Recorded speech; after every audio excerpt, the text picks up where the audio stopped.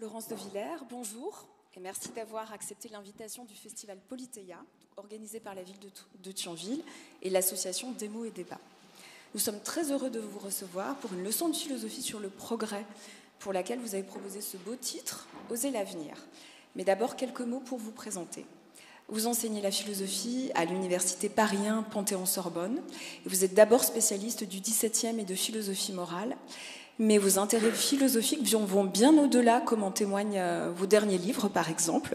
Une petite philosophie de la mer, en 2022. Et les deux derniers, La splendeur du monde, dont vous disiez tout à l'heure que c'était votre préféré. Ouais. On aura l'occasion d'y revenir. On n'a pas le droit d'avoir des enfants préférés. Et moi, j'en ai un. C'est possible. Voilà, donc La splendeur du monde, aller à la rencontre de la beauté, paru en 2024, et un ouvrage collectif dirigé avec Laurence Hansen-Love, Ce que la philosophie doit aux femmes, l'histoire oubliée de la pensée, donc publié également en 2024. Alors en ces temps malheureusement assez sombres, nous vous écoutons avec grand intérêt nous expliquer pourquoi il faut continuer malgré tout à oser l'avenir.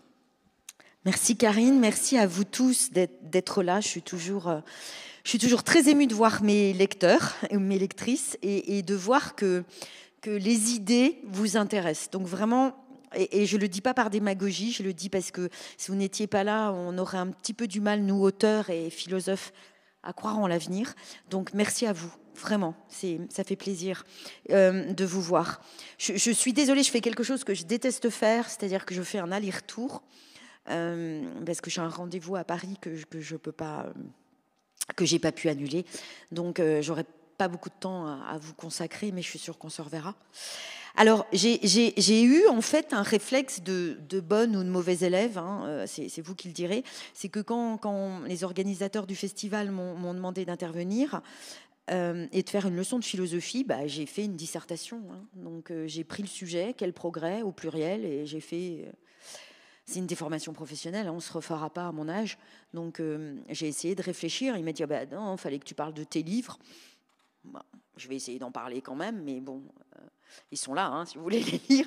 Mais j'ai essayé de répondre à la question. D'abord, je salue l'audace de ce titre, parce que j'ai fait ce que je fais toujours, je le disais à ma collègue, j'ai fait ce que je fais toujours quand je dois faire de la philosophie, j'ai interrogé les gens autour de moi. Quand j'écris mes livres, je parle beaucoup à l'arrêt de bus, dans le métro, au bord de la mer...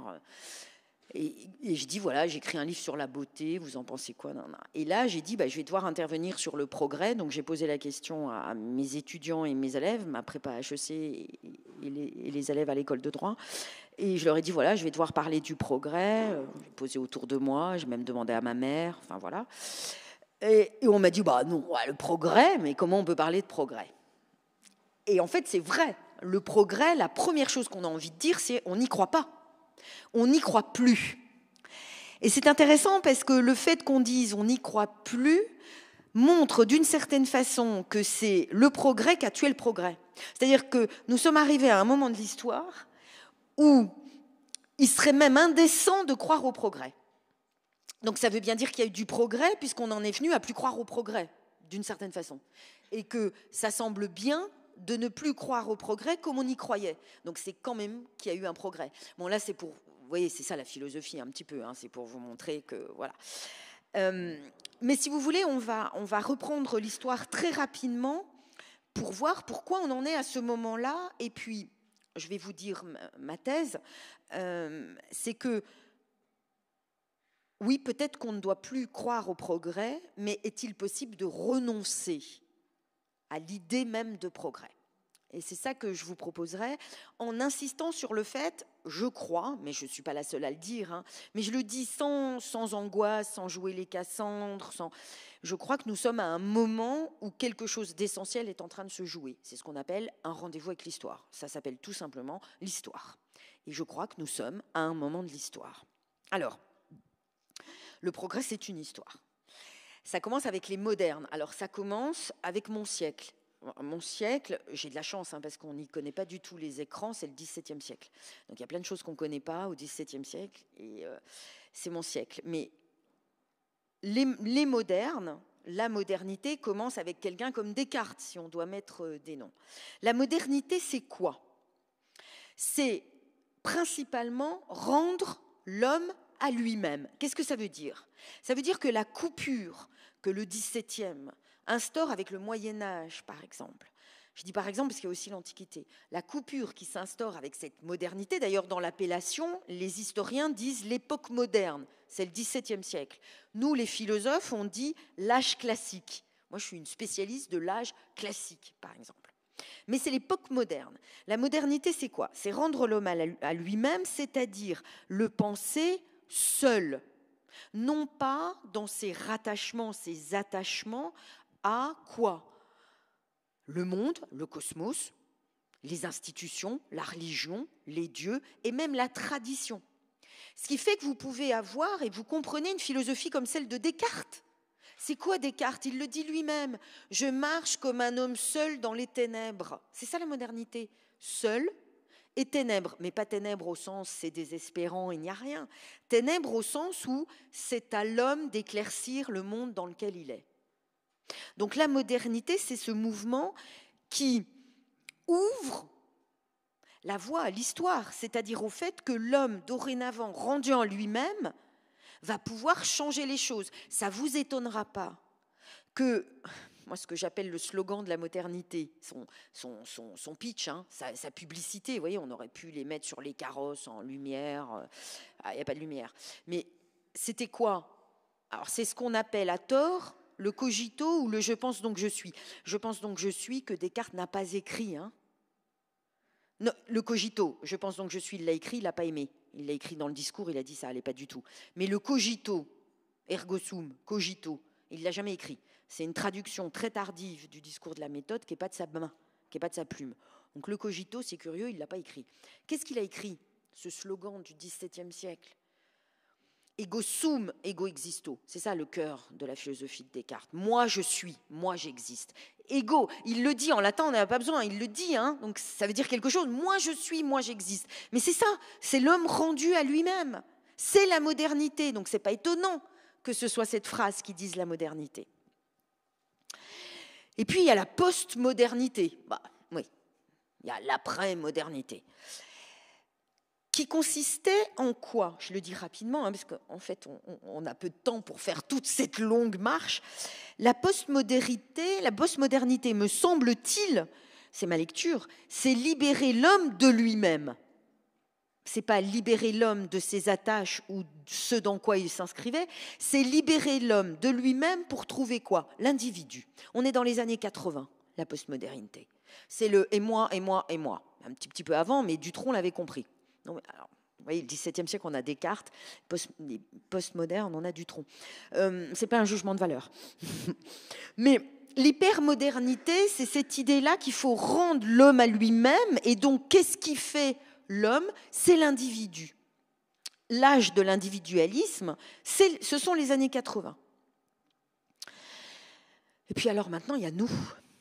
Alors, si on s'était rencontrés il y a même 2 ans, j'aurais pas dit qu'on n'était plus dans la postmodernité ou dans l'hypermodernité. J'aurais dit oui, par exemple. Les choses ont changé, je crois, maintenant. Mais j'aurais dit qu'on était dans l'hypermodernité. C'est un mot que vous pouvez entendre aussi. Et qu'est-ce que l'hypermodernité? À mon sens, L'hypermodernité, c'est pas rendre l'homme à lui-même, libérer l'homme de lui-même pour trouver l'individu. Je crois que c'est libérer le monde de l'homme. Avec l'idée que précisément le progrès a enfanté le pire, c'est-à-dire que la croyance dans l'idée qu'on va vers le meilleur a donné le pire. Et que l'homme hypermoderne est à la fois le témoin, la victime et le coupable du fait que le progrès s'est retourné contre lui-même. Et quand je dis le monde, c'est le monde, la planète pas seulement, le monde au sens de ce monde que nous bâtissons, dans lequel nous vivons, le monde géopolitique, historique, technologique, culturel. Et l'hypermodernité, c'est l'idée que maintenant, c'est le monde qu'il faut libérer de l'homme. D'où des mots qui ont surgi dans l'hypermodernité, années 90 jusqu'à nos jours, mais encore une fois, je vais y revenir, je pense que de nos jours, on est passé dans autre chose. Des mots ont surgi comme sobriété, décroissance. Ce sont des mots de l'hypermodernité. Alors, la question qu'on se pose maintenant, c'est: peut-on encore croire au progrès? Peut-on, doit-on? Est-ce qu'il y a encore quelque chose de moral à croire au progrès? Je le mets au pluriel.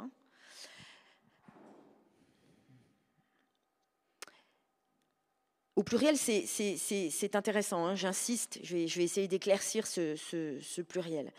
Alors, je pense toutefois que quand on pose ces questions, peut-on encore croire au progrès? Peut-on encore souhaiter le progrès? Peut-on encore désirer le progrès? Ou doit-on encore croire au progrès? Je crois que ça ne doit pas masquer une autre question qui me semble essentielle, qui est: peut-on renoncer? C'est ce que je vous disais. Pourquoi je pose cette question-là? Parce que si nous ne croyons plus au progrès comme un temps continu qui irait vers le meilleur, c'est la notion de progrès, un temps continu qui irait vers le meilleur.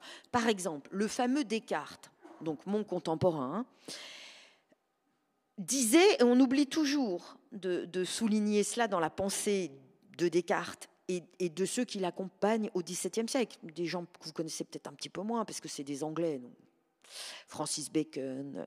Ils ont l'idée que le progrès, c'est le fait que le présent qu'ils sont en train de vivre et de fabriquer et de penser va donner du futur. C'est l'idée que le présent est déjà plein d'avenir. Et Descartes le dit, quand un de ses correspondants lui dit « mais qu'est-ce que vous aimeriez ?» etc.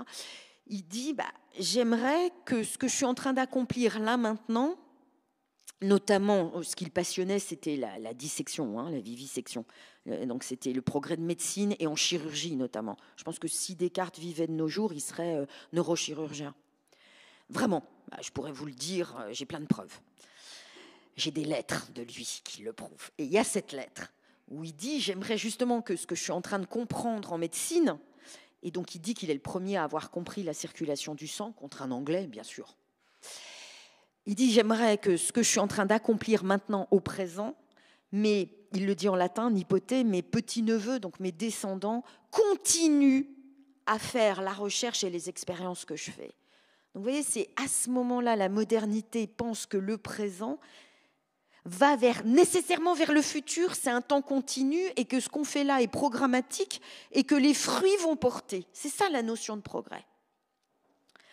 Mais si on ne croit plus au progrès, est-ce que ça veut dire qu'il faut renoncer à l'idée de l'avenir et à l'idée, c'est un peu plus précis, qu'on doit bien aller quelque part? Vous voyez, ce qui me frappe, et quand je discutais autour de moi, quand je disais je dois intervenir sur quel progrès, etc., on me dit non, les progrès. Alors, les plus jeunes, mais parmi mes élèves, non, faut arrêter le progrès. Me disent-ils, tenant dans leurs mains l'iPhone 16 en 5G. Mais c'est important, hein? Non, non, non, on ne peut plus croire au progrès, c'est terrible. Mais on doit bien aller quelque part. Et je crois que ce qui pèse le plus douloureusement là, maintenant, à l'époque qui est la nôtre, c'est que, ne croyant plus au progrès, nous renonçons aussi à nourrir ensemble je vais employer un mot qui va peut-être vous surprendre, mais l'espérance d'aller quelque part. Alors je dis l'espérance ou l'espoir, mais ça n'a pas un sens religieux. Je vais y revenir. En tout cas, est-ce qu'on peut renoncer à l'espérance d'aller quelque part? Et je vous dis quelque part, ça semble un peu banal, hein, mais justement, là aussi, on verra, c'est Descartes qui nous dit qu'on ne peut pas ne pas chercher à arriver quelque part.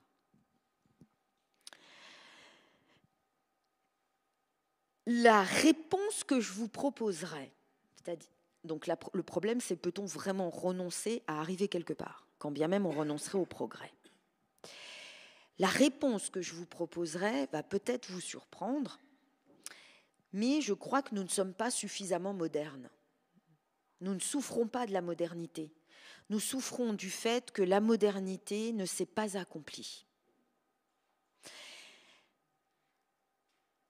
Qu'est-ce que ça veut dire, pour que le suspense ne soit pas insoutenable? Qu'est-ce que ça veut dire? Ça veut dire qu'en réalité, et c'est là où on va expliquer le pluriel, je crois, ça veut dire qu'en réalité, deux choses. Ça veut dire que nous ne sommes pas assez libres. S'il y a encore un progrès à accomplir, c'est celui de la modernité au sens de libération. La liberté, c'est difficile à définir. C'est très difficile à définir. Et, comme le dit Bergson, je ne suis pas certaine qu'il y ait beaucoup d'actes libres dans nos vies et dans le monde. En revanche, se libérer, la libération, vous savez, cette sensation qu'un étau se dessert, que quelque chose me permet d'exister avec la bonne envergure, à la bonne amplitude. Oui, c'est horizontal, hein, la libération, ce n'est pas vertical, ce n'est pas une échappée. C'est quelque chose qui fait que j'ai ma place. Je la prends, je l'occupe, qu'il y a quelque chose qui s'élargit en moi. Ces moments de libération, on peut en connaître. Eh bien, la modernité, si elle doit s'accomplir en permettant plus de liberté. C'est une thèse que quelqu'un a soutenue avant moi, quelqu'un qui n'est pas connu, hélas, parce que c'est une femme, et parce que c'est une femme philosophe, et parce qu'elle est, évidemment, ça ne va pas vous étonner, du XVIIe siècle. Alors, deux mots rapides, pourquoi je dis un peu à l'emporte-pièce, parce que c'est une femme et c'est une femme philosophe. Parce que j'ai dirigé un livre qui s'appelle « Ce que la philosophie doit aux femmes » et que l'idée qu'on a eue avec ma collègue Laurence Hanson-Love, c'était de réfléchir autour, pour ma part, je ne vais pas parler en son nom, mais on était d'accord, autour d'un mot à la mode qui me semble faux et donc agaçant. C'est le mot d'invisibilisation. Les femmes sont invisibilisées. C'est faux. Les femmes ont existé. Elles n'étaient absolument pas invisibles. Quand j'ai commencé à faire ce travail sur les femmes philosophes, je me suis rendu compte que dans l'Antiquité, dans cet espace commun qu'a pensé l'Antiquité grecque et l'Antiquité romaine, les femmes philosophes étaient archi présentes. Il y avait des femmes maîtresses d'école stoïciennes. Socrate discute avec des femmes. Au XVIIe siècle, mon époque, il y a des femmes qui écrivent des livres et des livres volumineux. Je vais y venir à celles qui m'intéressent. Et elle ne parle pas du tout d'invisibilisation. De quoi parle-t-elle? De liberté. Et celle qui m'intéresse s'appelle Gabrielle Suchon. C'est normal que vous ne la connaissiez pas. Hein. Elle est archi-visible, mais il lui est arrivé autre chose. Il lui est arrivé ce qui, à mon sens, pèse sur le féminin, c'est la délégitimation. C'est-à-dire qu'elle était parfaitement visible, elle était auteure, elle était connue, mais on lui déniait une légitimité à être une philosophe comme une autre. Mais ça serait un autre sujet. Hein. Et en tout cas, elle dit dans un de ses livres, qui est mon livre préféré, ça s'appelle « Du célibat volontaire ». Et elle montre comment être libre à l'époque où une femme ne peut être que sous tutelle d'un mari, d'un père, d'un frère, d'un directeur de conscience. La seule chose qu'elle puisse faire comme acte libre, c'est un célibat voulu. C'est incroyable quand même, non mais admettez que mon siècle, c'est autre chose. Hein. Admettez que le XVIIe, c'est quand même une femme qui écrit un livre de philosophie qui s'appelle « Du célibat volontaire ». Bon. Et elle dit... Pourquoi j'en viens à cette étape du célibat volontaire avant de pouvoir vivre dans une société où je pourrais être celle que je veux, sans en passer par le célibat pour être celle que je veux? Parce que, dit-elle, la modernité ne s'est pas accomplie, nous ne sommes pas tous libres. Et de là, évidemment, découle, selon elle, mais je pense qu'elle a un bon raisonnement, si nous ne sommes pas tous libres, nous ne sommes pas tous égaux. Et donc, quand je l'ai lu, je me suis dit, mais oui, en fait, mais c'est ça qu'on vit. La modernité n'a pas encore eu lieu, elle n'est pas encore accomplie. Il y a encore des zones de nos vies, de nos sociétés, de notre monde, qui ne sont pas des zones de liberté, qui sont des lieux d'asservissement. Ensuite, j'y reviendrai, mais vous voyez, c'est cette femme philosophe qui m'a aidé à comprendre mon monde. C'est ça la légitimité qu'on doit donner aux femmes quand elles font de la philosophie. Ce n'est pas les rendre visibles, parce que parfois vous êtes visible, mais on ne vous laisse pas la parole ou vous n'êtes pas légitime. C'est la légitimité qu'il faut réclamer. La deuxième chose qui semble importante, c'est que autour de l'idée de progrès, c'est aussi associer l'idée, alors pour le coup là on le doit à un homme, que le progrès n'est pas synonyme de progrès. Qu'est-ce que je veux dire par là? Alors avec Gabriel Suchon, vous voyez, la modernité ne s'est pas accomplie, donc on n'est ni postmoderne ni hypermoderne, on n'est pas encore moderne. Avec Rousseau, on a l'idée que le progrès n'est pas le progrès. C'est-à-dire qu'en réalité, pour Rousseau, sa grande idée forte est que le progrès s'est accompli dans des choses qui ne concernent pas l'humain de l'homme, qui concernent quoi? Son comportement, ses possessions, ses biens, sa technologie. Donc le progrès est extérieur à l'homme. Ça, c'est une idée forte. C'est l'idée que l'intériorité de l'homme, l'humanité de l'homme, ce qui fait l'homme, l'essentiel, on pourrait dire, n'a pas encore connu le progrès. En d'autres mots, on peut parfaitement avoir un progrès en richesse, en ressources, en exploitation des ressources, en technologie, et n'avoir aucun progrès moral. C'est la thèse de Rousseau. C'est l'idée qu'on peut être une brute et avoir la meilleure technologie. Ça veut dire que, je le dis autrement, on peut s'acheter un canapé, mais pas une conscience. On peut s'acheter un nouveau canapé. On peut s'acheter la dernière machine à laver qui sèche, qui repasse, qui éduque vos enfants, enfin bon. Mais on ne s'achètera pas une conscience. Donc c'est l'idée de Rousseau que ce qui n'est pas monnayable, ce qui n'est pas quantifiable, ce qui n'est pas fabricable, ce qui n'a pas de mode d'emploi, l'humain, peut ne pas être touché par le progrès que par ailleurs il peut accomplir dans d'autres domaines. D'où l'importance du pluriel dans ce qui nous réunit aujourd'hui. Quel progrès au pluriel? Pour Rousseau, en réalité, le progrès, quand il a lieu ailleurs que dans le domaine moral, dans la question éthique, ce qui rend l'homme meilleur, ce qui fait de l'homme quelqu'un de bien, alors c'est quoi? C'est plus juste, plus compatissant, plus loyal, plus gentil. Je n'ai pas peur d'employer ce terme, il a écrit tout un livre pour réhabiliter la gentillesse. La gentillesse, c'est justement être quelqu'un qui a la préoccupation, l'inquiétude morale de se dire, non pas je vais laisser le monde meilleur que je ne l'ai trouvé, mais moi, je serai quelqu'un de meilleur que je n'étais. Ça change tout, C'est un autre progrès, Se dire le progrès par la gentillesse. La gentillesse qui n'est pas une faiblesse, c'est la force d'être méchant et de choisir de ne pas l'être, de ne pas hurler avec les loups. Il faut une sacrée force pour ne pas hurler avec les loups. L'agneau, dans les fables d'un autre grand philosophe du XVIIe siècle, La Fontaine, c'est un grand, grand philosophe. L'agneau, ce n'est pas la petite bête pure, innocente. Non, c'est le gentil. Celui qui refuse, celui qui est un résistant, en fait, dans les fables de La Fontaine. C'est un résistant, l'agneau. Celui qui fait entendre la voix de la raison contre la loi du plus fort. Vous voyez, le gentil, c'est l'agneau, mais l'agneau, dans toute la puissance qu'il a d'être dans ce monde et d'incarner quelque chose qui ne plie pas. Quel sens de la justice? Eh bien, le progrès par la gentillesse ne s'accompagne pas d'un progrès technologique et réciproquement. Un progrès dans les sciences, dit Rousseau, dans les arts, même dans la technologie, ça n'apportera pas un progrès dans la loyauté et la justice. Vraiment, dit autrement, on peut être absolument raffiné et être un salopard. On a des exemples dans l'histoire. Donc le progrès pour Rousseau n'est en réalité pas du progrès parce que d'abord il ne touche pas à l'essentiel, je vous l'ai dit, et parce qu'il n'est que de surface. Le reste, qui est le plus important, l'esprit de justice, la bonne conscience, que j'appelle moi la gentillesse, n'a pas été touché. En tout cas, l'agressivité, la brutalité, la loi du plus fort n'a pas été éradiquée.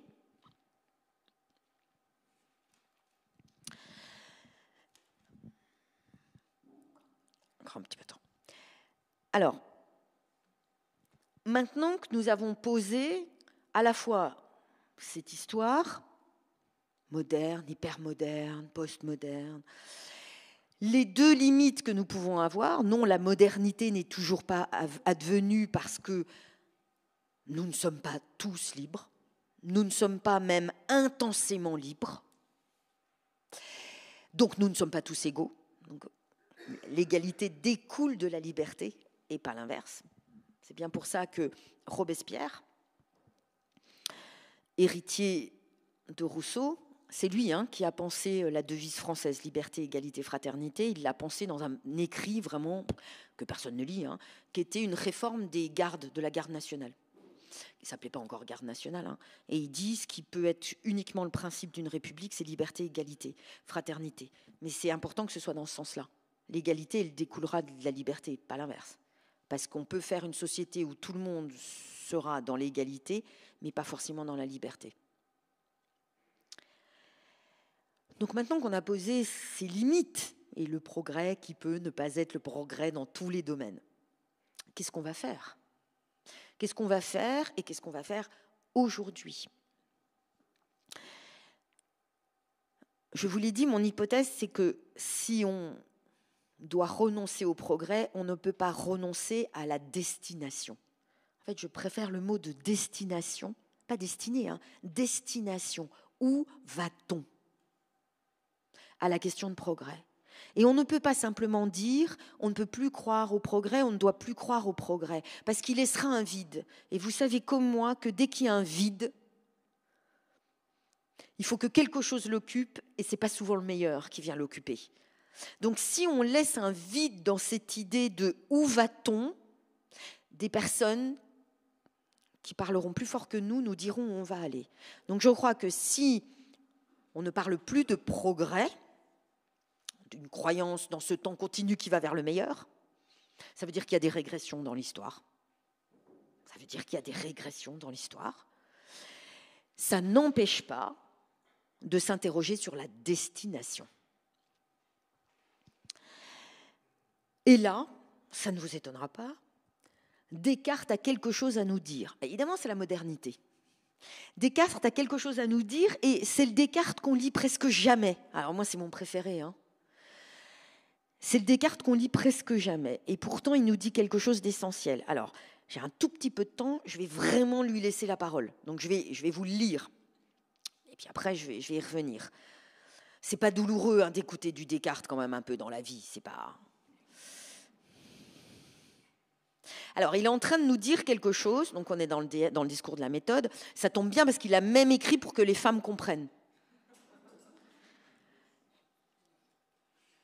Donc, il ne l'a pas écrit en latin. Il est en train de nous dire, bon, voilà ce qu'il faut faire dans sa vie intellectuelle. Il faut remettre en cause, en doute, tout ce qu'on a pu croire comme certain et voir ce qui résiste. Mais il dit, mais pendant ce temps-là, faudra bien vivre. Pendant ce temps-là, on ne va pas dire, est-ce que tu soutiens la cause des ours polaires qui sont en train de mourir ? Ah, attends, je ne sais pas, je suis cartésien, je suis en train de douter de tout. Pas possible. L'engagement ne va pas avec le doute. On peut douter après de son engagement. Les personnes les plus actives et engagées ont douté ensuite de l'engagement.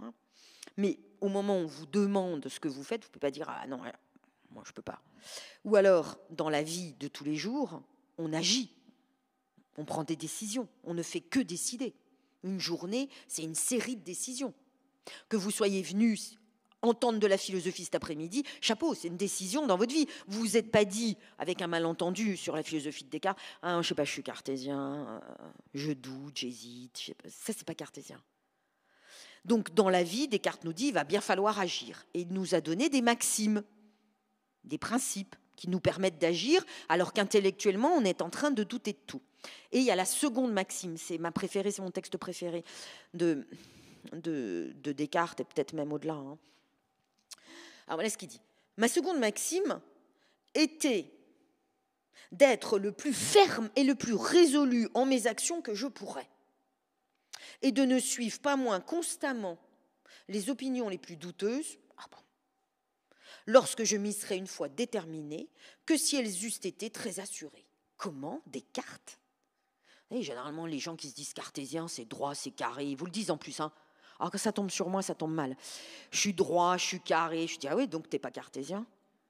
Parce que qu'est-ce qu'il nous dit? Ce qui compte, même si ce qui me fait agir, c'est douteux, je ne suis pas certain, pourvu que je me tienne à ce que j'ai décidé, c'est ça qui compte. Pas de manière entêtée et opiniâtre. Le cartésien n'est pas un obtus. Le cartésien est quelqu'un qui pense que la seule chose qu'il ait à disposition, n'oubliez pas, la modernité, c'est avancer seul. Le cartésien, c'est celui qui pense que la seule chose qu'il a à disposition, c'est de vouloir. Ce n'est pas du volontarisme. Ce n'est pas du volontarisme, c'est du courage. Pas la même chose. Le volontariste, il n'a pas à être courageux, il pense que c'est réglé. Le volontariste, il se dit, quand on veut, on peut. Donc c'est réglé. Le courageux, il sait l'effort qu'il va falloir faire. Il connaît l'échec. Il connaît la brûlure de l'échec. Il connaît la défaite. Il sait que c'est possible. Il connaît même la peur. Mais quand même, il décide et il s'y tient. C'est ça, le cartésien. C'est le courage. Et Descartes doit même forger un mot, parce qu'il dit, il n'y a pas le mot dans le français. Vous ne savez pas, il invente un mot qui n'existe pas en français. Il invente le mot générosité. Ouais, ça vient de lui. Alors, ça n'a pas le sens que ça a de nos jours, c'est curieux, pas tant que ça. Générosité, c'est envers les autres. Pour Descartes, c'est d'abord envers soi. C'est l'estime de soi.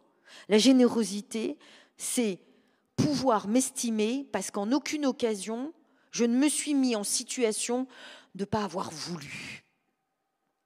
De ne pas avoir voulu. Et pour Descartes, c'est l'équivalent de ne pas avoir vécu. D'avoir été là sans être là. C'est ça la générosité. C'est un altruisme pour soi-même. C'est s'appartenir. C'est vraiment vivre ce qu'on vit et ce qu'on veut. La générosité cartésienne, c'est pas faire ce qu'on veut. C'est vouloir ce qu'on fait. C'est nettement plus difficile. Pensez-y. Pour un cartésien, la plus grande valeur à laquelle on puisse aboutir, c'est pas faire ce qu'on veut, parce qu'on fait jamais ce qu'on veut. D'abord parce que la vie est contrainte. Et puis parce que quand on croit faire ce qu'on veut, en fait, c'est sous le coup de l'humeur, d'une obsession, d'une pulsion, d'un désir, d'une passion, d'un attachement, d'une éducation. Non, c'est vouloir ce qu'on fait. Nettement plus difficile de pouvoir planter votre drapeau dans ce que vous faites et de dire « là aussi je suis, là aussi j'existe ». Pas facile. Moi qui cultive des regrets à chaque fois que je vis quelque chose, j'ai pris Descartes pour maître et c'est difficile parce que Descartes dit justement la pire chose qu'on puisse faire dans nos vies, c'est avoir des regrets ou des remords parce que ça fait vivre à côté de sa vie. Ça fait dire « j'aurais pas dû, j'aurais dû ». Donc c'est pas vouloir ce qu'on fait. Je continue. Et là, ça c'est toujours intriguant, au lieu de nous expliquer ce qu'il vient de nous dire, c'est quand même son métier, il est philosophe. Non, il vous donne une métaphore. Quand même. Imitant en ceci les voyageurs qui, se trouvant égarés en quelque forêt, ne doivent pas errer en tournoyant, tantôt d'un côté, tantôt de l'autre, ni encore moins s'arrêter sur place, mais marcher toujours le plus droit qu'ils peuvent vers un même côté, et ne le changez point pour de faibles raisons. Car, par ce moyen, s'ils ne vont justement où ils désirent, donc s'ils ne vont pas où ils veulent, ils arriveront au moins à la fin quelque part. Il ajoute, pour qu'on comprenne bien, ils arriveront au moins à la fin quelque part, où vraisemblablement, ils seront mieux que dans le milieu de la forêt. Alors, il y en a qui peuvent me dire, on me l'a objecté, quand je dis Descartes, quand même, là on a un sommet. Là on a... Vous savez, généralement on dit, la philosophie c'est une école de sagesse, d'exercice spirituel dans l'Antiquité. Moi je réponds, vous ne connaissez pas le XVIIe siècle alors. Parce que si ce n'est pas un principe de vie, Enfin, croyez-moi, moi, depuis que j'ai lu Descartes, donc j'avais 15 ans, je n'ai pas tout compris, mais ça, je me suis dit, ah ouais, imiter en ceci les voyageurs qui perdus au milieu de la forêt. Pourquoi? Parce que la vie, c'est être perdu au milieu de la forêt. Il n'y a pas de mode d'emploi, on ne sait pas. La forêt, au XVIIe siècle, c'est le lieu des loups, justement. C'est l'inverse de la ville.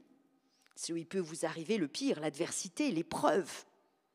Elle est obscure, la forêt. Dans ce milieu hostile qu'on appelle la vie, qu'est-ce que vous avez à vous? Vous. Le fait de pouvoir dire, je vais prendre au milieu et je vais m'y tenir. Alors, quand bien même vous n'arriverez pas vers le meilleur, vous voyez, ce n'est pas une idée de progrès un peu caricaturale comme on peut l'avoir. Vous arriverez où vous voudrez, vous aurez rempli l'objectif. Ce n'est pas du tout ça le cartésianisme. C'est l'inverse de l'idée de performance et d'objectif. Quand bien même vous n'arriverez pas par le meilleur chemin, là où il faudrait être, au moins vous l'avez voulu. Et c'est beaucoup mieux que d'errer et de rester sur place. Et c'est quand même nettement mieux de rester au milieu de la forêt. Alors souvent, quand je dis Descartes quand même, c'est indépassable, on me dit oui, mais Dante l'avait dit. Oui, Dante le dit, vous connaissez, nel mezzo del cammino della nostra vita, la diritta via si è smarrita. Au milieu de la ville, la ligne droite s'est effacée. Et c'est là où nous en sommes, nous. C'est pour ça que ce sont les modernes du XVIIe siècle qui nous parlent. Ça vous paraît surprenant, Mais parce que justement, ils vous disent, notre situation, on est au milieu d'une forêt obscure, et quel est le chemin? Mais admettez, qui peut nous dire où est le chemin? Qu'est-ce qui nous reste, nous? Nous, avec le fait de vouloir dessiner le chemin. Qu'est-ce qui nous reste? Cette générosité, ce courage, le fait de s'appartenir et d'avoir le courage de dessiner un ordre qui n'existe pas. C'est votre chemin qui fera l'ordre dans la forêt. Ce n'est pas la forêt, on ne le donnera pas. C'est Péguy, je crois que c'est le seul qui ait compris Descartes. Péguy l'a compris puisqu'il a dit, je le cite, « partir, marcher droit ». Arriver quelque part, arriver ailleurs plutôt que ne pas arriver. Arriver où on n'allait pas plutôt que de ne pas arriver. Avant tout, arriver. La philosophie cartésienne, ajoute-t-il, est une philosophie où arriver quelque part est d'un grand prix. Eh bien ça, je crois que nous ne pouvons pas y renoncer. Nous pouvons renoncer à l'idée d'un progrès continu vers le meilleur, puisque je pense qu'il y a des régressions dans l'histoire. Mais avoir le courage de dire qu'il faut arriver quelque part, ça me semble essentiel et je crois que c'est cette modernité-là qui n'est pas encore advenue. Et c'est ça qui nous libérera. C'est le courage qui libère de la peur. À l'inverse de ce voyageur cartésien, il y a quelqu'un qu'on connaît, vous avez peut-être deviné, qui est la figure inverse, qui est Don Quichotte. Le chevalier errant. Don Quichotte, c'est intéressant comme personnage, c'est l'anti-cartésien. C'est pas parce qu'il erre, bon ça c'est pas cartésien d'errer, mais c'est surtout parce qu'il ne voit pas le réel, il ne voit pas la forêt. Qu'est-ce qu'il voit? Des royaumes, des châteaux. Il prend des brebis galeuses pour une armée, il prend un vieux cheval pour quoi? Pour presque un demi-dieu. Il ne voit pas la forêt telle qu'elle est. Le cartésien, il la voit. C'est pour ça que ça a du prix d'arriver quelque part. Il sait très bien qu'il est au milieu de la forêt. Don Quichotte, il ne veut pas voir le réel. Il préfère croire. Il ne pense pas à Don Quichotte. Il ne dit pas « ego sum, ego existo ». Il est ailleurs. Il veut croire. Il veut prendre des vessies pour les lanternes. Et il se moque du vrai et du faux. Eh bien, je crois que nous sommes à une période exactement là où nous pouvons être ou Don Quichotte ou un cartésien. Don Quichotte, c'est une figure négative. Il n'a aucun rapport au réel. Ne me dites pas oui, mais c'est beau de rêver. C'est pas ce que fait Don Quichotte. Il erre. Il préfère croire des choses. Nous sommes dans un monde, à l'heure actuelle, contrairement à ce qu'on imagine, nous n'avons jamais été aussi croyants. Tout est croyance. Ah, mais moi, je crois à la diète. Non, mais moi, j'y crois pas. Non, mais moi, je crois que Trump a raison. Non, mais moi, j'y crois pas.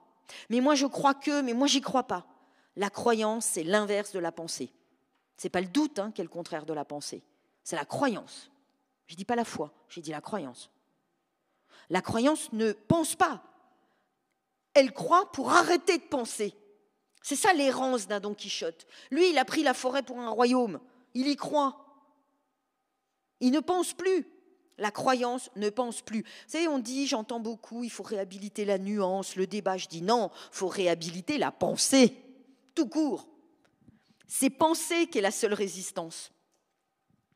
Eh bien, je crois que nous sommes à cette période où la modernité n'est pas accomplie.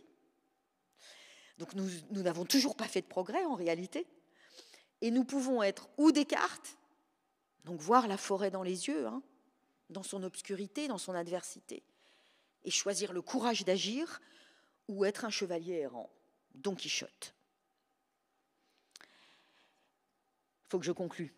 Alors, il faut que je conclue.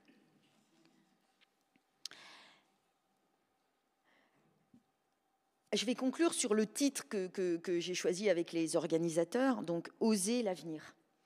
Pourquoi ? Parce que je vous le disais, je pense qu'on ne peut pas renoncer à l'idée d'arriver quelque part et à l'idée de l'espérance d'une destination commune.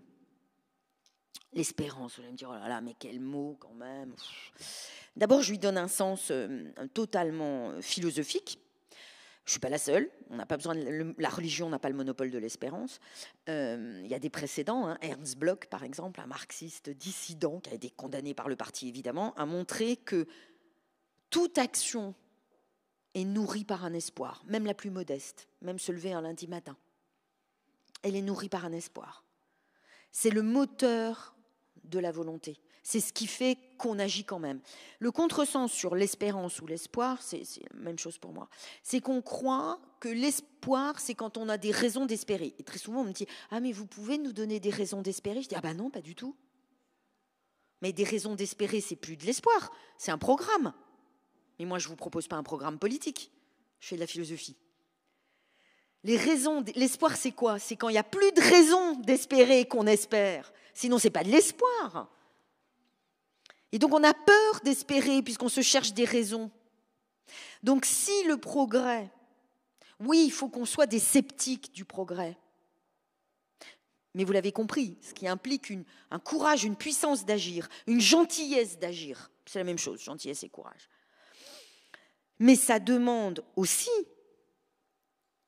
nécessairement, d'en passer par l'espérance. C'est-à-dire, non, il n'y a pas de raison d'espérer. Mais non, mais justement, on va en avoir. Justement, notre courage à nous consiste à se donner des raisons d'espérer. Et c'est ça la vraie modernité.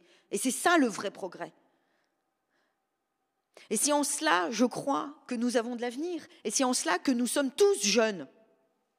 C'est pas vrai aussi, c'est ce qu'on entend, le gap entre les générations. Déjà, moi, gap, je comprends pas. Hein. Bah oui, je vis au XVIIe siècle, on ne parle pas anglais. Mais ce n'est pas vrai, ce qui nous rassemble comme jamais, nous, les générations, toutes les générations, mais je le vois bien puisque j'ai des beaucoup plus jeunes en face de moi quand je fais de la philo. Ce qui nous rassemble, c'est justement le fait qu'on n'a pas de raison d'espérer, mais que quand même, on va agir et on agit. C'est ça le vrai espoir, c'est le socle commun. Et je terminerai par un autre de mes contemporains, pour lequel j'ai trahi Descartes, mais c'est comme ça, hein, quand on aime quelqu'un, il nous donne le courage de le trahir. Quelqu'un qui nous dit justement, et vous savez, j'ai insisté sur le 17e parce que je crois qu'il a quelque chose à nous dire. Vous savez que c'est quand même la période, on appelle le petit âge glaciaire, donc la Seine et la Tamise aussi, hein, étaient glacées. C'est le seul siècle, la seule époque dans l'évolution de l'humanité de Sapiens.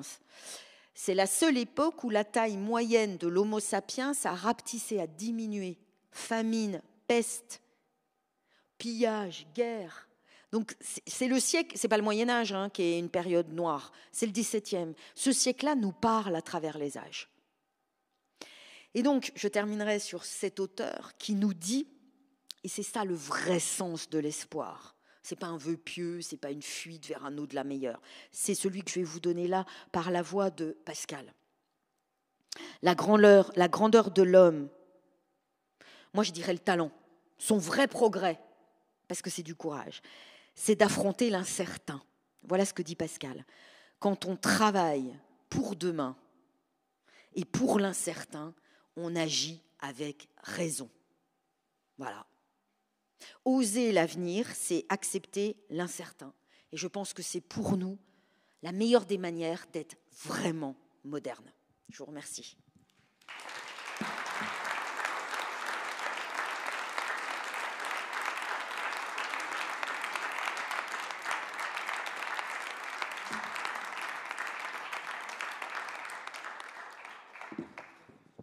Merci beaucoup pour cette leçon très riche et très stimulante.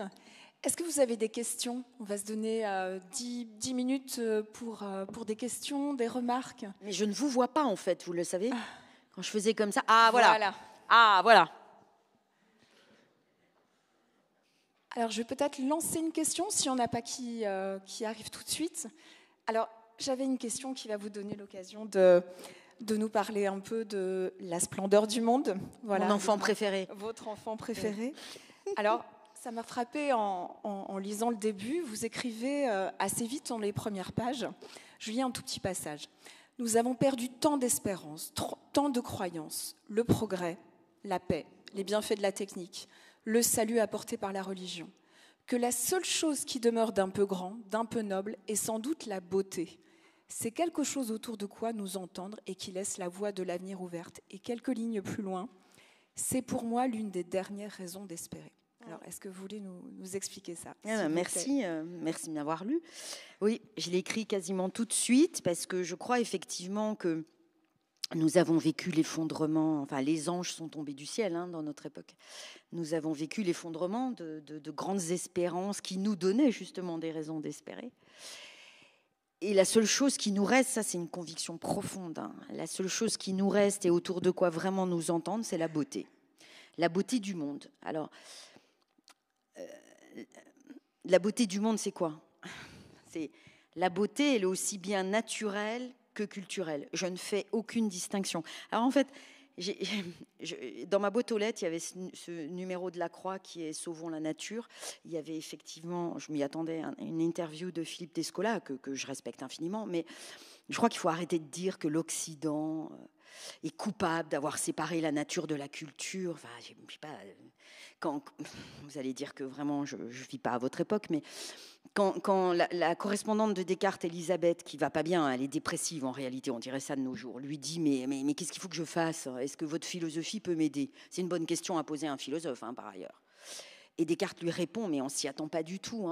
Il lui répond, mais sortez, allez voir le vert des feuilles et les oiseaux dans le ciel. René Descartes, celui qu'on accuse de tout. C'est lui qui a amené la rationalité technologique, qui a raisonné le monde.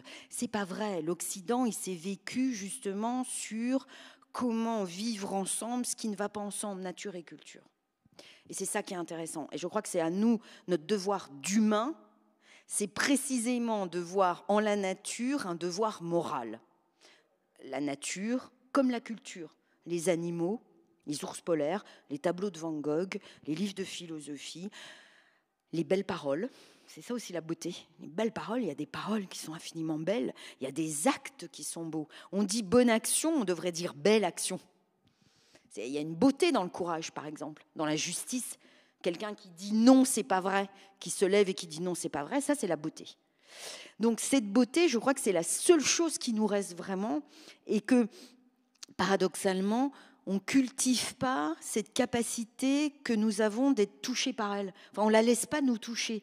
Ce qui me frappe, c'est que nous avons cette beauté du monde, tableau, parole, vous avez compris ce que je mets dans beauté, elle n'est pas qu'artistique, elle n'est pas que visuelle, mais nous ne savons pas la voir. Et ça me frappe. Il n'y a jamais eu autant de sensationnel, de spectaculaire, d'expériences immersives. J'entends autour de moi, mais même quand on parle de mon livre, donc ça me fait un peu mal, mais ah oui, l'émerveillement, il faut apprendre à s'émerveiller. Non! S'émerveiller, c'est encore ramener à soi. C'est demander que le monde ressemble à un paquet cadeau. Moi, je pense qu'il faut s'oublier dans ce qu'on voit.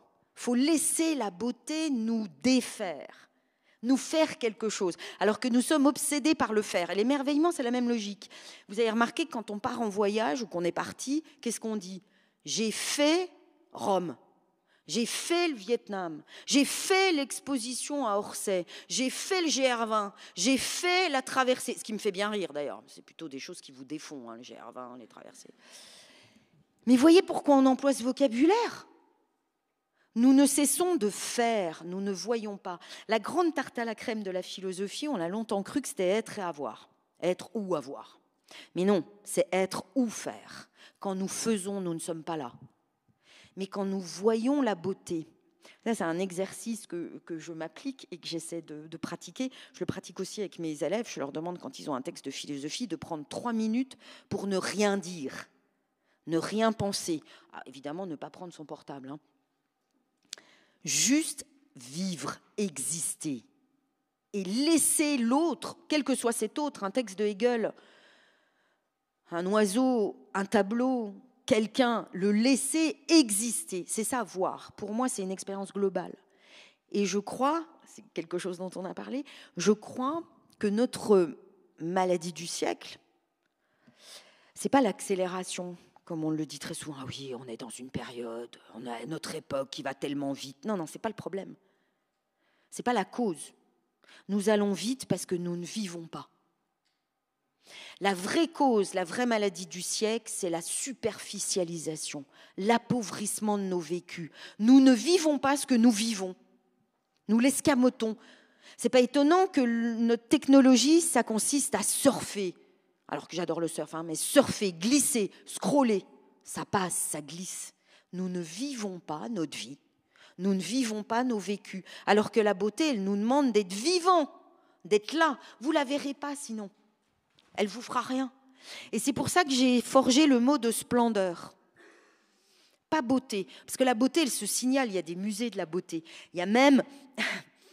Alors j'ai une façon de voyager qui est un peu originale, hein, ce qui fait que personne ne veut plus voyager avec moi. Mais je vous explique pourquoi. Il y a des guides, des 1001 choses à voir avant de mourir. Oh, moi, ça me terrifie.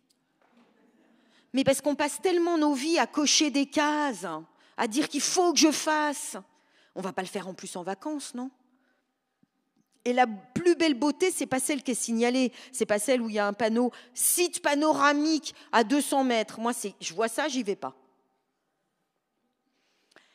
La splendeur, ça vient du latin « splendor briller », c'est dans Platon aussi. Hein. Splendor, c'est tout d'un coup le monde s'allume. Waouh, ça peut être fugace, hein. La plupart du temps, on passe à côté. Ça peut être une couleur. Vous savez, c'est le fameux petit mur jaune dont parle Proust. C'est Emily Dickinson qui vivait dans sa chambre et qui voyait le monde entier. Ça peut être, alors je donne des exemples, ça peut être, je m'en souviendrai toute ma vie, parce que cette splendeur-là, le monde s'allume, tout d'un coup, et vous allumez aussi, vous êtes vivant. Et ça vous forge et façonne à tout jamais. Hein. Mais vous n'aviez pas besoin d'être là, ni d'être émerveillé, ni de vous dire, est-ce que vraiment je me suis émerveillée ? Non, c'est un oiseau, un gypaète en Corse qui avait suivi ma voiture, je m'en souviendrai toute ma vie. C'est un retable aux Hospices de Beaune. Mais pourquoi je m'en souviens ? Parce que je l'ai vécu. Il faut vivre pour voir. Il ne faut pas voir pour vivre. C'est-à-dire faire 1001 choses avant de mourir. Et je pense que si nous sommes dans l'accélération, si nous enchaînons les choses, c'est parce que nous ne les vivons pas. Alors évidemment, on peut les enchaîner. On a compressé nos vécus. Nous glissons. Nous glissons dans nos vies. Moi, j'appelle ça nos vies épigraphiques. Vous savez, du latin qui veut dire en surface, quand on inscrivait. Voilà, on a des vies épigraphiques. Nous ne vivons pas ce que nous vivons. Et la splendeur, elle nous demande de le vivre. Sinon, on ne le verra pas. Hein. Un petit mur jaune, même sur la vue de Delft, quand on voit le tableau de Vermeer, on le cherche, ce petit mur jaune, mais il est où ? Et c'est ça. Et moi, je tiens un carnet de splendeur depuis que je suis très, très jeune, où j'inscris la date. À telle date, un gypaète a suivi ma voiture. Bon, j'en sais rien, en fait, c'est moi qui le suivais, je pense. Lui, il était chez lui. Oui, j'ai eu l'impression d'entrer dans ses terres.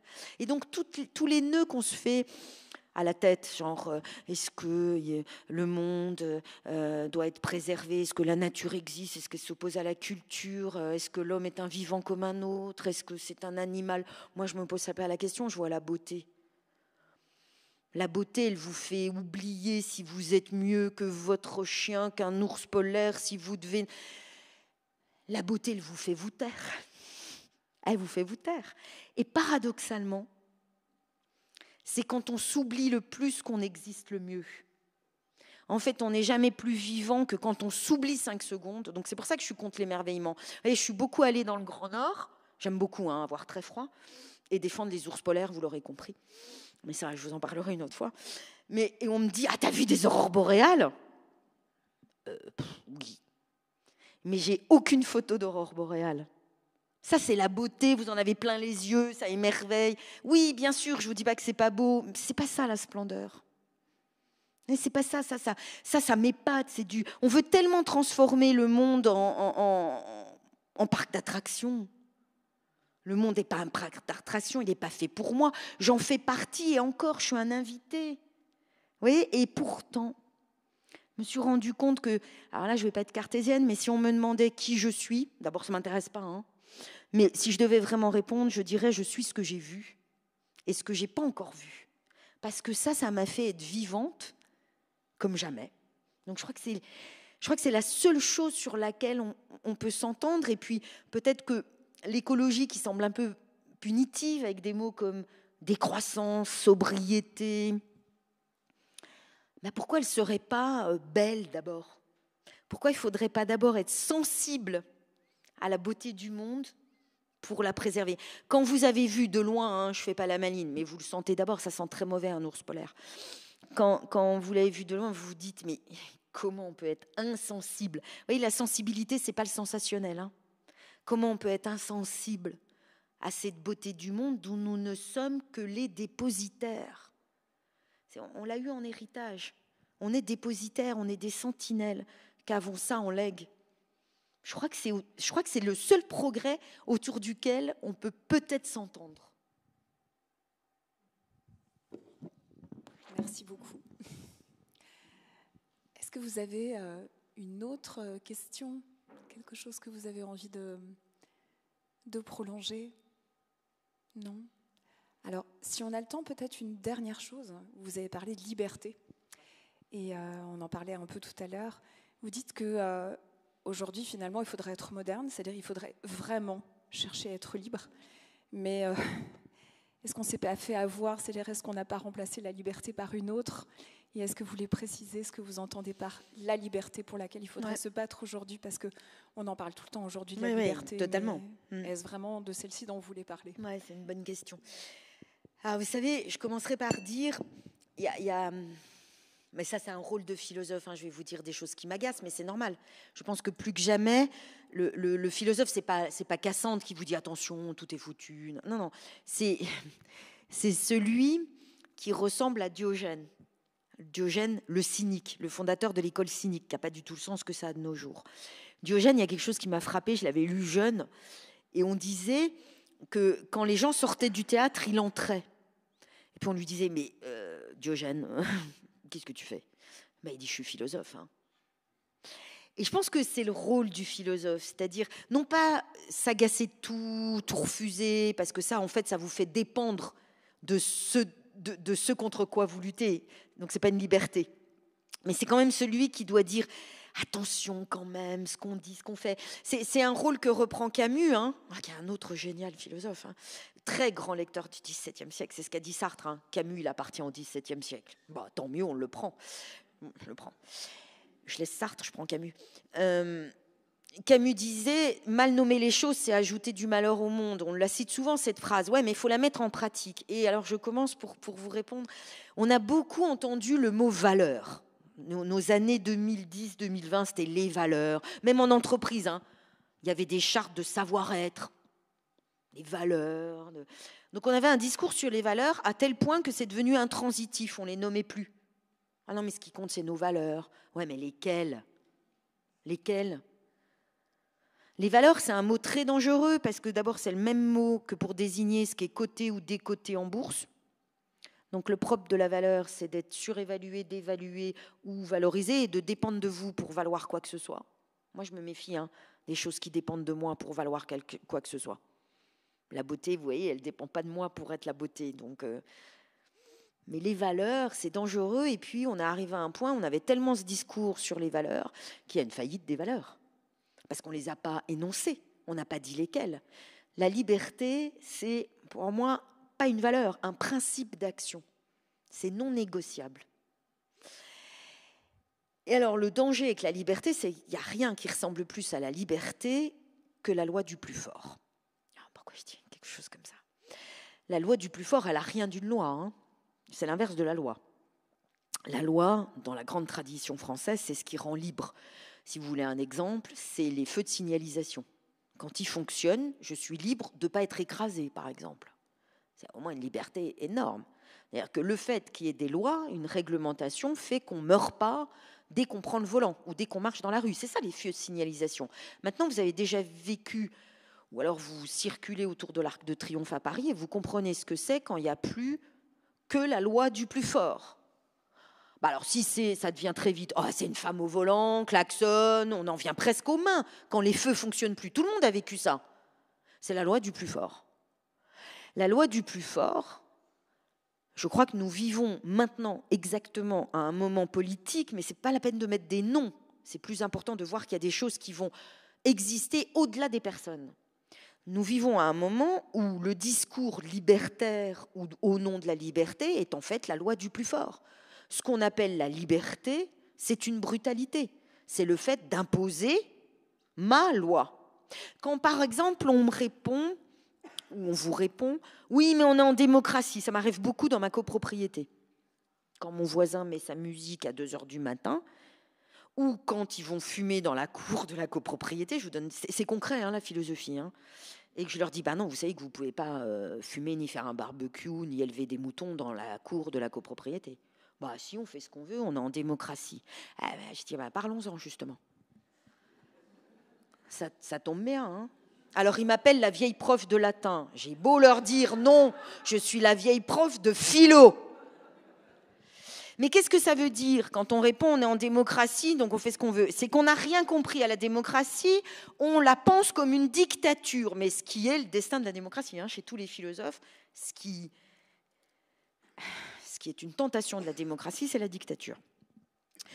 Non, on n'est pas en démocratie quand on fait ça. On impose sa loi, on impose donc sa force, la loi du plus fort. Si on est en démocratie, comme je leur explique, c'est que la cour étant à tout le monde, elle n'est à personne. C'est ça la res publica, la République. Étant à tout le monde, elle n'est la propriété de personne, et certainement pas du plus fort qui décidera pour nous. Donc, pour répondre rapidement, parce que sur la liberté, il nous faudra encore 1 heure, hein, mais je vais vous dire 2 choses un peu provocatrices. Je crois que nous n'aimons pas la liberté, et je m'inclus, hein. Je crois que nous n'aimons pas la liberté parce que la liberté, c'est une exigence folle. La plupart du temps, on voudrait qu'on pense à notre place, qu'on décide à notre place, qu'on nous dise quel mot utiliser à notre place. Dans une journée, moi, c'est une expérience que je fais tous les jours. Est-ce qu'aujourd'hui, j'ai été libre? Ben non, si j'ai employé un mot que je n'ai pas compris, si j'ai répété quelque chose qui ne vient pas de moi, si je n'ai pas vu une splendeur par jour, si je n'ai pas vécu ce que je devais vivre, si par exemple là, je ne vous ai pas vu, je ne l'ai pas bien vécu parce que je dois repartir, j'ai une autre conférence ce soir, je n'ai pas été libre. Mais c'est tellement plus facile de ne pas l'être, c'est tellement plus facile d'enchaîner, de ne pas vivre ce qu'on doit vivre. C'est tellement plus facile d'avoir recours à des personnes, des partis politiques, des institutions, des croyances qui vont penser pour nous. C'est tellement plus facile d'entrer dans le théâtre, de sortir du théâtre quand vous avez vu la pièce que d'y entrer quand il n'y aura plus rien qui se jouera. C'est beaucoup plus difficile. Donc je pense que nous n'aimons pas la liberté. Tocqueville l'a dit, hein. La démocratie n'aime pas la liberté, elle lui préfère même l'égalité dans la servitude. C'est les dernières pages de Tocqueville. On ne me dira pas que les philosophes ne sont pas des visionnaires quand même, hein. Dernière page de Tocqueville, je vois venir un temps où, en démocratie, on demandera à l'État de penser à notre place, de vivre à notre place, d'être heureux à notre place. Moi, je pense que ce n'est pas l'État, c'est les réseaux sociaux. Et il dit... On préférera en démocratie être tous égaux, même sous un tyran, que d'être libre. Donc je crois que c'est ça notre absence de modernité. Nous n'aimons pas suffisamment la liberté. Et la deuxième chose provocatrice que je dirais, il faut arrêter avec le mot valeur. Il faut commencer par les nommer. De quoi parle-t-on? Par exemple, si la paix est une valeur, qu'est-ce qu'on entend par paix? C'est important. Un auteur, Pascal, a dit, attention, si la paix, elle est négociée au détriment de la liberté et de la vérité, ce n'est pas la paix.